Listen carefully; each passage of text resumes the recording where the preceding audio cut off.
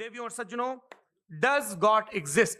इस सवाल का जवाब सब अपने अपने तहीं खोजने की कोशिश कर रहे हैं। कोई इसको गॉड डैम पार्टिकल की खोज बताता है, कोई गॉड पार्टिकल की खोज बताता है, कोई हिग्स बोसान की खोज बताता है, कोई ये सवाल जवाब तलाशने की कोशिश करता है कि मास एग्जिस्टेंस में आखिर आया कैसे, हुआ क्या था, सृष्टि के पहले, समय के पहले क्या था। और कोई ये कहता है कि ये सारी खोजें जिस मस्तिष्क में हो रही हैं प्रकृति के क्रम में, वो कैसे विकसित हुआ। मैं उम्मीद करता हूं कि हम आज इन बुनियादी सवालों के कुछ जवाब हासिल करने में कामयाब हूं। मैं सबसे पहले मंच पर आमंत्रित कर रहा हूं मुफ्ती शमाइल नदवी साहब को। तमाम तारीफें उस क्रिएटर के लिए जिसने इस यूनिवर्स को एक मकसद के तहत पैदा किया है। रिस्पेक्टेड जनाब जावेद अख्तर साहब, मिस्टर सौरभ द्विवेदी और respected audience, thank you all for being here today. आज की डिबेट में चूंकि हम बात करने वाले हैं डज गॉड एग्जिस्ट के टॉपिक पर, तो ये एक ऐसा टॉपिक है जिसके मुताल्लिक कोई भी डिसीजन लेने के लिए अलग अलग स्टैंडर्ड्स हो सकते हैं। लिहाजा डिबेट के शुरू में यह जरूरी है कि हम ये जान लें कि आज के इस टॉपिक में कौन सा स्टैंडर्ड सही होगा और कौन सा गलत होगा। सबसे पहला स्टैंडर्ड जिसे मैं समझता हूं कि हमारे रिस्पेक्टेड जनाब जावेद अख्तर साहब बड़ी तेजी के साथ उसकी तरफ लपकेंगे, वो है साइंस। जबकि साइंस दर हकीकत खुदा के एग्जिस्टेंस को डायरेक्टली साबित करने या उसके एग्जिस्टेंस को डिनाई करने के लिए स्टैंडर्ड नहीं बन सकती। और उसकी वजह क्या है, ये मैं नहीं कह रहा, ये वो लोग कह रहे हैं जो साइंस के एक्सपर्ट्स हैं। नेशनल एकेडमी ऑफ साइंस कहती है science doesn't have the processes to prove और disprove the existence of God. Why? क्योंकि साइंस का ताल्लुक एम्पेरिकल एविडेंस से है और एम्पेरिकल एविडेंसेस का ताल्लुक हमारे नेचुरल और फिजिकल वर्ल्ड से है, जबकि गॉड नॉन फिजिकल और सुपर नेचुरल रियलिटी है। लिहाजा नॉन फिजिकल रियलिटी को आप उस टूल के साथ नहीं चेक कर सकते जिसका काम फिजिकल रियलिटी को तलाश करना है। लिहाजा आज इस डिबेट में गॉड की एग्जिस्टेंस को साबित करने या उसे डिनाई करने में साइंटिफिक एविडेंस को एक्सेप्ट नहीं किया जाएगा। दूसरा स्टैंडर्ड हो सकता है रेविलेशन, कि रेविलेशन के जरिए हम यह साबित करें कि गॉड एग्जिस्ट करता है या नहीं। लेकिन यह स्टैंडर्ड भी आज इररेलेवेंट है। क्यों? क्योंकि रेविलेशन मेरे नजदीक सोर्स ऑफ नॉलेज है, वैलिड सोर्स ऑफ नॉलेज है, लेकिन हमारे जावेद अख्तर साहब के नजदीक ये वैलिड सोर्स ऑफ नॉलेज नहीं है। लिहाजा आज की डिबेट में मैं एक भी एविडेंस किसी भी मजहबी स्क्रिप्चर से नहीं दूंगा ताकि जावेद अख्तर साहब के लिए वो अनएक्सेप्टेबल ना हो। तीसरा जो मेयार हो सकता है वो है ऑब्जर्वेशन, कि भाई कोई कहे कि हमें खुदा दिखाओ, अगर है तो दिखाओ, या ये कि खुदा के एग्जिस्टेंस पर एम्पेरिकल एविडेंस दो, तो ये है दर हकीकत गलत टूल का इस्तेमाल करना। ये ऐसा ही है कि जावेद साहब मुझसे ये मुतालबा करें कि मुफ्ती साहब आप मेटल डिटेक्टर के जरिए प्लास्टिक डिटेक्ट करके दिखाएं। अब चूंकि प्लास्टिक डिटेक्ट नहीं हो पा रही है लिहाजा plastic does not exist. No, you are using the wrong tool. इस टूल से प्लास्टिक को डिटेक्ट नहीं किया जाता। लिहाजा मैं समझता हूं कि गॉड के एग्जिस्टेंस पर एम्पेरिकल एविडेंस का मुतालबा करना एक बचकाना मुतालबा है और हमारे रिस्पेक्टेड जनाब जावेद अख्तर साहब इस स्टेज से अब बहुत आगे निकल चुके हैं। अब बचता है एक ही स्टैंडर्ड, और वो स्टैंडर्ड है अक्ल, लॉजिक, रीजनिंग। और यही वो स्टैंडर्ड है जिसके तहत गॉड की एग्जिस्टेंस को साबित किया जाएगा या गॉड की एग्जिस्टेंस को डिनाई किया जाएगा। लेकिन चूंकि ये बहुत इंपॉर्टेंट और सेंसिटिव टॉपिक है, इसलिए लॉजिकल आर्ग्यूमेंट भी ऐसा होना चाहिए जो डेफिनेटिव हो, इनडेफिनेटिव ना हो, जो 2 और 2 4 की तरह बिल्कुल वाजे हो, जिसे लॉजिकली रिजेक्ट करना पॉसिबल नहीं हो।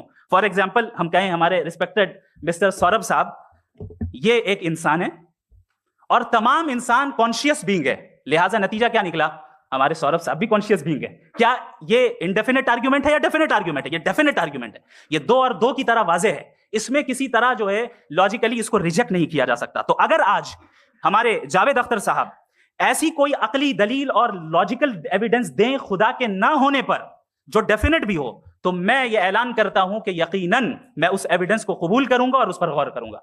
लेकिन साथ में यह भी ऐलान कर देता हूं प्रेडिक्शन के तौर पर कि ऐसा कोई डेफिनेट आर्ग्यूमेंट कोई नहीं पेश कर सकता।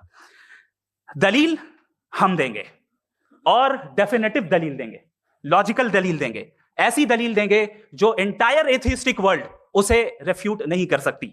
चलें अब हम एक एग्जांपल सोचते हैं, एक सिनेरियो, सिंपल सिनेरियो। तमाम ऑडियंस से गुजारिश है, हम और आप एक आइसोलेटेड आइलैंड पर हैं, ऐसा आइलैंड जहां पे हमसे पहले कोई कभी नहीं गया। चलते चलते आपके सामने अचानक आपने देखा एक पिंक कलर की बॉल पड़ी हुई है।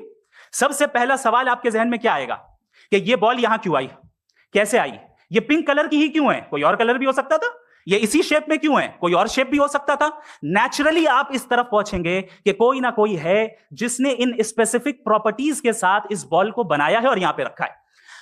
चूंकि आप जानते हैं कि ये जो बॉल है इसका एग्जिस्ट करना जरूरी नहीं है। ये एग्जिस्ट कर भी सकती थी, नहीं भी कर सकती थी, और एग्जिस्ट करना ही था तो किसी और फॉर्म में करती, किसी और कलर में करती। अब आप इस बॉल को एक्सपैंड करते चले जाएं, एक्सपैंड करते चले जाएं, एक्सपैंड करते चले जाएं, यहां तक कि ये बॉल यूनिवर्स के साइज की हो जाए। बताइए कि क्या साइज के बढ़ जाने से सवाल बदल जाएगा? हरगिज नहीं बदलेगा। अभी भी सवाल रहेगा, ये यूनिवर्स कहां से आया, इन स्पेसिफिक प्रॉपर्टीज के साथ कहां से आया, क्यों आया, किसने बनाया? ये सवाल उस वक्त भी वैलिड रहेगा। लेकिन ये सवाल अगर हम जनाब जावेद अख्तर साहब से करें तो चूंकि इनका वर्ल्ड व्यू एथिस्टिक है, और सिर्फ इनका नहीं, मतलब जितने भी एथिस्ट हैं और एथिस्टिक वर्ल्ड व्यू को रखने वाले से अगर आप ये सवाल करें कि ये यूनिवर्स कहां से आया, तो इनका जवाब या तो आर्ग्यूमेंट फ्रॉम इग्नोरेंस होगा या डॉगमेटिक होगा। या तो ये कहेंगे कि मुझे नहीं पता कि ये कहां से आया, लिहाजा गॉड डज नॉट एग्जिस्ट, ये आर्ग्यूमेंट फ्रॉम इग्नोरेंस है। या ये कहेंगे कि ये यूनिवर्स खुद ब खुद बन गया। इसका मतलब ये है कि उस बॉल को भी खुद ब खुद बन जाना चाहिए, लेकिन बॉल के ताल्लुक से ये एक्सप्लेनेशन एक्सेप्ट नहीं की जाएगी कि ये खुद ब खुद बन गई, लेकिन यूनिवर्स के ताल्लुक से कर दिया जाएगा। इसे हम दूसरे अल्फाज में डॉगमा भी कह सकते हैं। दूसरी चीज, हमारे जावेद अख्तर साहब जरूर गॉड ऑफ गैप्स की मिसाल भी जरूर देंगे, और मिसाल देंगे कि पहले जमाने में बिजलियां कड़कती थी तो लोगों ने किसी एक खुदा की तरफ, और बारिश होती थी तो दूसरे खुदा की तरफ मंसूब कर दिया, उनके पास दलील नहीं थी। ये हमारा वर्ल्ड व्यू है ही नहीं, ये हमारा वर्ल्ड व्यू है ही नहीं, क्योंकि नेचुरल फिनोमेना के प्रोसेस की इंटरप्रिटेशन को जान लेने से ये कहां से साबित हो गया कि गॉड एग्जिस्ट नहीं करता है। इस पर मैं इंशाल्लाह अभी आगे बात करूंगा। आप हजरात ये भी देखेंगे, और मैं ये एक्सपेक्ट करता हूं कि हमारे रिस्पेक्टेड जनाब जावेद अख्तर साहब जरूर इमोशनल आर्ग्यूमेंट्स भी देंगे, जो कि एक लॉजिकल फेलेसी है जब बात आती है ट्रुथ को डिसाइड करने में। क्यों? मिसाल के तौर पर वो कहेंगे कि अगर गॉड है तो इविल क्यों एग्जिस्ट करता है, जबकि मैं कहता हूं इविल का एग्जिस्ट करना गॉड के एग्जिस्ट करने की दलील है, उसके खिलाफ नहीं है। क्योंकि अगर गॉड है तो हम सब उसके सामने अकाउंटेबल हैं, और अगर हम अकाउंटेबल हैं तो अकाउंटेबिलिटी के लिए इविल का मौजूद होना जरूरी है, उसके बगैर हम अकाउंटेबल नहीं हो सकते। और अगर हम अकाउंटेबल नहीं हैं तो हम जनाब जावेद अख्तर साहब से पूछेंगे कि आप बताएं कि फिर सफरिंग इस दुनिया में क्यों है? अगर खुदा नहीं है तो सफरिंग क्यों है? और उन लोगों के जज्बे का क्या जिनके अंदर सफरिंग के बाद इंतकाम लेने का जज्बा पाया जाता है और वो इस दुनिया से ऐसे ही चले गए, क्या उनकी सारी तकलीफें बेकार चली जाएंगी? अब आ जाएं उसी एग्जांपल की तरफ कि बॉल, मुझसे अगर कोई पूछे इस बॉल को किसने बनाया, और या इस एक्सपेंडेड बॉल को किसने बनाया, मैं कहूंगा कि चूंकि ये यूनिवर्स और इस यूनिवर्स की तमाम चीजें कॉन्टिंजेंट है। कॉन्टिंजेंट होने का मतलब ये होता है कि जो अपने एग्जिस्टेंस पे किसी के ऊपर डिपेंड करती हो, तो जाहिर है ये यूनिवर्स कॉन्टिंजेंट है। और अगर कोई चीज कॉन्टिंजेंट नहीं है तो मैं रिक्वेस्ट करूंगा कि मुझे दिखा दें कि कौन सी चीज यूनिवर्स में कॉन्टिंजेंट नहीं है, हम भी जरा गौर कर लें और हम भी देख लें। और जब कॉन्टिंजेंट चीजें मौजूद हैं तो फिलोसोफर्स की इस्तिलाह के मुताबिक, हम उस टर्मिनोलॉजी के मुताबिक हम उस जगह तक पहुंचते हैं और उस हस्ती तक पहुंचते हैं जिसे नेसेसरी बीइंग कहा जाता है, कि ये वो नेसेसरी बीइंग है जिसका मौजूद ना होना नामुमकिन हो। क्योंकि अगर ये मौजूद ना हो तो सारी चीजें एग्जिस्टेंस में आएंगी ही नहीं, और ये सारी कॉन्टिंजेंट चीजें उसी के ऊपर डिपेंड करती हैं। अब अगर आप ये सवाल करते हैं कि फिर उस हस्ती को किसने बनाया, फिर उसका कॉज क्या है, फिर उसका कॉज क्या है, फिर उसका कॉज क्या है, और एंडलेसली चले जाएं, इसे हम कहते हैं इन्फिनिट रिग्रेस ऑफ कॉजेस, जो कि लॉजिकल फेलेसी है। कॉन्सेप्चुअली इन्फिनिटी पॉसिबल है। मिसाल के तौर पर न्यूमेरिकल्स 1 2 3 गिनते चले जाएं, इन्फिनिट नंबर्स है। मैं कॉन्सेप्चुअली बात नहीं कर रहा, प्रैक्टिकली रियलिटी में साबित करके दिखाएं कि infinite regress of causes possible है या नहीं। अगर पॉसिबल है तो हम मान लेंगे, मिसाल दे दें, और पॉसिबल नहीं है तो एक ही ऑप्शन बचता है जिसे हम कहते हैं नेसेसरी बीइंग। ऐसी नेसेसरी बीइंग जो इंडिपेंडेंट है, क्योंकि अगर वो डिपेंडेंट हुई तो वो नेसेसरी नहीं रहेगी। ऐसी इंडिपेंडेंट बीइंग जो इटर्नल है, अगर वो इटर्नल नहीं होगी, उसकी बिगिनिंग होगी, तो वो खुद कॉन्टिंजेंट है। ऐसी बीइंग जो पावरफुल है, क्योंकि कॉन्टिंजेंट को एक्चुअलाइज करने के लिए पावर चाहिए। ऐसी बीइंग जो इंटेलिजेंट है और नॉलेजेबल है। मैं इन दलीलों के बाद जावेद अख्तर साहब से गुजारिश करूंगा, आप बैठ के बोलना चाहेंगे हमारे? जी।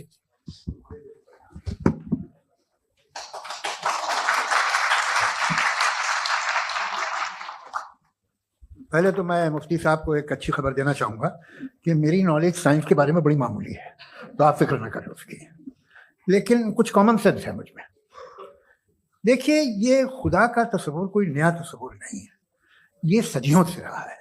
ये कुछ रिलीजन 3000 साल पुराने होंगे, 4000 साल पुराने होंगे, लेकिन इंसान कोई 10,000 12,000 साल से एग्जिस्ट करता है होमो सेपियन की शक्ल में, और हमेशा कुछ ना कुछ मजहब रहे। ये मजहब जाहिलों के नहीं थे, ये मजहब एक ऐसी ग्रीक सोसाइटी के थे जहाँ बड़े बड़े फिलोसफर पैदा हुए। ये मजहब इजिप्शियंस के थे जिन्होंने पिरामिड्स बनाए थे। ये रोमन्स के थे कि जिनका आर्किटेक्चर और सेनेट यानी पहली बुनियाद डेमोक्रेसी की लिमिटेड थी, मगर डेमोक्रेसी थी। ये उन लोगों ने किए थे। तो इनका जो जुपिटर था, रा था, ज़्यूस था, उन्हें उस पर इतना ही एतमाद था जितना आज किसी मजहबी आदमी को अपने खुदा पे होगा। क्रिश्चियनिटी आने से पहले यूरोप में एक मजहब था, जर्मेनिक रिलीजन। उसका एक खुदा था, उसकी एक बीवी थी, उसके 2 बेटे थे, एक बेटी थी। फिर जर्मनी में जब यूरोप में क्रिश्चियनिटी आई तो वो खुदा, उसकी बीवी और पूरे खानदान चला गया। और वो जो लोग इन्हें मानते थे, उनको आप कहें तो जाहिल थे, उन्हें तो कुछ पता ही नहीं था। ऐसा नहीं है, वो अपने वक्त में बड़े काबिल लोग थे और अपने वक्त में उन्होंने बड़े बड़े काम किए हैं। फिलोसफर्स थे, साइंटिस्ट थे, लेकिन उनका मजहब कहाँ गया, उनके खुदा कहाँ गए? आज जो खुदा हैं दुनिया में, लोग उन्हें मानते हैं। आपको क्या मालूम कि कितने वर्षों के बाद क्या होने वाला है? हम यूरोप में देखते हैं तो चर्च खाली हैं। तो वक्त के साथ चीजें बदलती हैं। जहां तक इसका ताल्लुक है मजहबों का, हर मजहब आपसे एक चीज मांगता है, फेथ। ये फेथ क्या चीज होती है? What is the difference between faith and belief? ये तो बहुत ही अहमखाना बात होगी कि कोई आदमी कहे साहब अगर खुदा है तो मुझे दिखाइए। ये तो जाहिलाना बात हुई। मैंने तो नॉर्थ पोल नहीं देखा है, मगर मैं मानता हूं कि नॉर्थ पोल है। मैं क्यों मानता हूं? इसलिए कि अगर ये दुनिया राउंड है तो उसका कोई टॉप होगा। कुछ लोग हैं जो वहां गए भी हैं, कॉमन सेंस कहता है कि ऐसा होगा, सबूत है, गवाह है, रीजन है।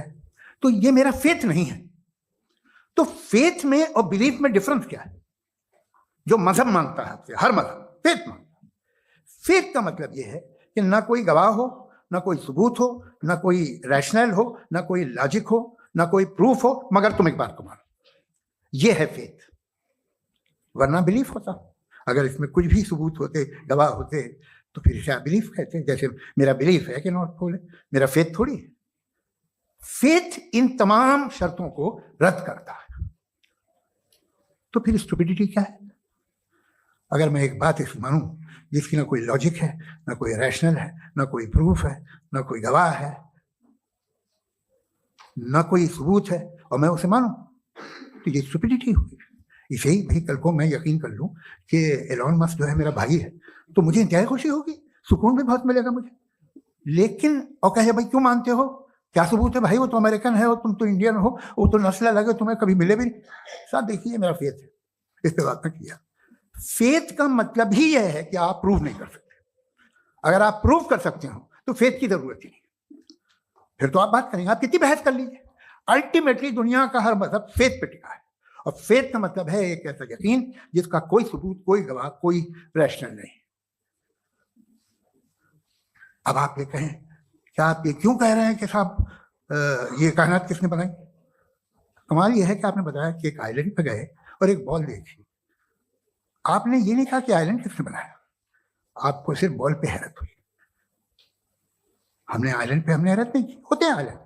इसी तरह ये आइलैंड है, सितारे, ये गैलेक्सी, ये सब आइलैंड हैं, खला में। हम उन्हें टेकन फॉर ग्रांटेड लेते हैं, हम पूछते नहीं किसने बनाए। आपने जजीरे के बारे में नहीं पूछा है। मेरी पैदाइश कैसे हुई? क्या मैं प्लान पैदा हुआ था? I was plan to be born, या एक लकी स्पॉन था जो किसी एक से चिपक गया? मेरी पैदाइश रैंडम। और इंसाफ जिसे आप कहते हैं, इंसाफ का तो नेचर से कोई वास्ता ही नहीं। जो आप कहते हैं कि एक दिन इंसाफ मिलेगा, इंसाफ is a human concept, nature में कोई इंसाफ नहीं। अगर शेर हिरन को खा जाता है तो उसे कोई सजा नहीं मिलती। अगर एक आंधी आती है और हरे भरे पेड़ों को उखाड़ के फेंक देती है तो आंधियों की जेल नहीं होती है। नेचर में इंसाफ नहीं, इसलिए मुझे नेचर को इंसाफ की जरूरत भी नहीं। नेचर तमाम एक है। इंसाफ इज अ ह्यूमन कॉन्सेप्ट। तो जो आपसे कहता है कि मैं तुम्हें इंसाफ दूंगा, वो इंसानी जहन की पैदावार है। ये नेचुरल है ही नहीं, ये आसमानी है ही नहीं। नेचर का तसव्वुर, इंसाफ का तसव्वुर। भाई आप साथ मिलते हैं, अब आप लेफ्ट हैंड ड्राइव करते हैं, ये क्या है? तमाम सच, तमाम नेकी, तमाम शराफत लेफ्ट हैंड ड्राइव है। वरना क्या होगा, या तो आप क्रॉस कर देंगे, आपका एक्सीडेंट हो जाएगा, या आप किसी को मार देंगे, या ट्रैफिक जैम हो जाएगा। झूठ, बेईमानी, रिश्वतखोरी, ये तमाम जो है driving on the wrong side, इसके ऊपर कुछ नहीं।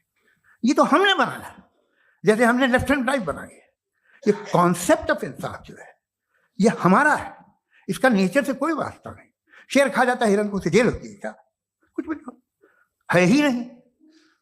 तो ये जो दुनिया के रिलीजन प्रॉमिस करते हैं आपसे इंसाफ, इसी से मालूम होता है कि मैन मेड है। ये तसव्वुर कहीं और का है ही नहीं। और आप वादा कर रहे हैं कि तुम्हें मरने के बाद इंसाफ मिलेगा।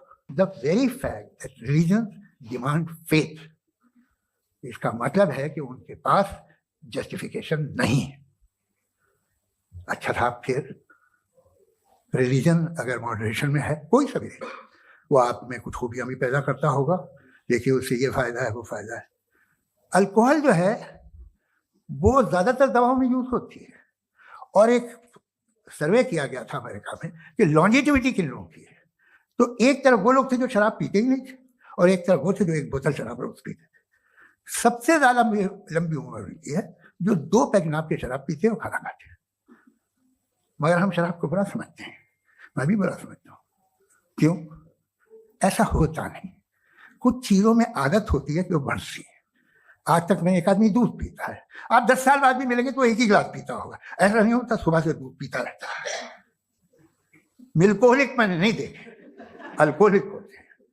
ये टेंडेंसी है मजहब की कि वो बढ़ता है, जैसे कैंसर बढ़ता है, जैसे शराब बढ़ती है। कुछ लोग होंगे जो उसे सही तरह से यूज करते हैं, मुझे यकीन है कि हमारे मुफ्ती साहब भी उनमें से, लेकिन बहुत खुशी हुई मुझे इनसे मिलकर।